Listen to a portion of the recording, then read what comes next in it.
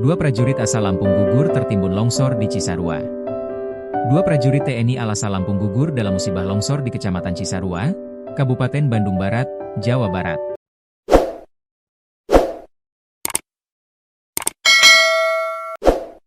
Keduanya adalah Praka M. Kori dan Serda Marinir Sidik Haji. Jenazah Praka Kori sudah dibawa pulang dan dimakamkan di TPU Dusun 9, Desa Kibang, Kecamatan Metro Kibang, Lampung Timur, Senin, 26 Januari 2026. Dari pantauan Tribun Lampung, pemakaman Kori dilaksanakan secara kedinasan. Tembakan salvo mengiringi kepergian sang prajurit untuk selama-lamanya. Tampak keluarga besar Praka Kori mengantarkan jenazah ke liang lahat. Suasana haru mewarnai pemakaman. Sementara jenazah Serda Marinir Sidik H dimakamkan di Kota Bumi, Lampung Utara. Diketahui, 23 prajurit marinir tertimbun longsor di Cisarua. Dari 23 prajurit tersebut, baru 4 jasad yang ditemukan. Kepala Staf Angkatan Laut, KSAL. Laksamana TNI Muhammad Ali membenarkan 23 prajurit dari Satuan Marinir tertimbun longsor di Cisarua.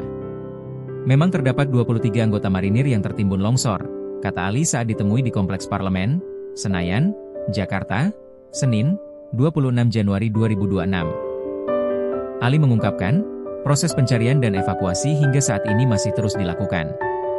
Dari total korban yang tertimbun, 4 personel telah ditemukan dalam kondisi meninggal. Saat ini sudah diketemukan baru 4 personel dalam kondisi meninggal dunia dan lain belum ditemukan. Masih diadakan upaya pencarian terus, ujarnya. Ali menegaskan bahwa para prajurit tersebut berada di lokasi kejadian karena sedang menjalani latihan. Mereka sedang melaksanakan latihan pratugas untuk dikirim ke melaksanakan PAM, pengamanan, perbatasan RIPNG. Memang dilaksanakan latihan di sana, beber Ali. Ali menuturkan, kronologi bermula dari kondisi cuaca ekstrim di lokasi latihan. Hujan deras yang mengguyur kawasan tersebut selama 2 malam berturut-turut. Saat itu kondisi hujan lebat selama hampir 2 malam hujan terus. Mungkin itu mengakibatkan longsor dan itu menimpa satu desa, kebetulan ada prajurit kita yang sedang berlatih di sana, ujarnya. Ali menuturkan bahwa proses pencarian 19 prajurit yang masih belum ditemukan terkendala cuaca. Alat berat memang belum bisa masuk, karena kondisi cuaca dan jalan yang kecil, tuturnya. Namun, Ali mengungkapkan bahwa TNI terus berupaya mencari korban dengan mengerahkan teknologi hingga anjing pelacak, K9.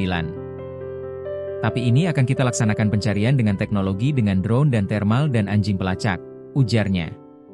Sementara itu, Kepala Basarnas Marsekal Madya M. Syafi'i mengungkapkan bahwa kondisi cuaca dan material longsoran menjadi kendala utama dalam proses evakuasi korban. Pertama, kami sangat bergantung pada cuaca. Kedua, kondisi longsoran masih berupa lumpur sehingga menyulitkan proses pencarian, kata Syafi'i, Minggu, 25 Januari 2026. Ia menjelaskan, jarak antara mahkota longsor hingga lidah longsoran mencapai 209 meter, sehingga area terdampak longsor tergolong cukup luas. Dengan mengerahkan seluruh fasilitas dan kekuatan yang ada, Syafi'i berharap proses evakuasi dapat berjalan maksimal.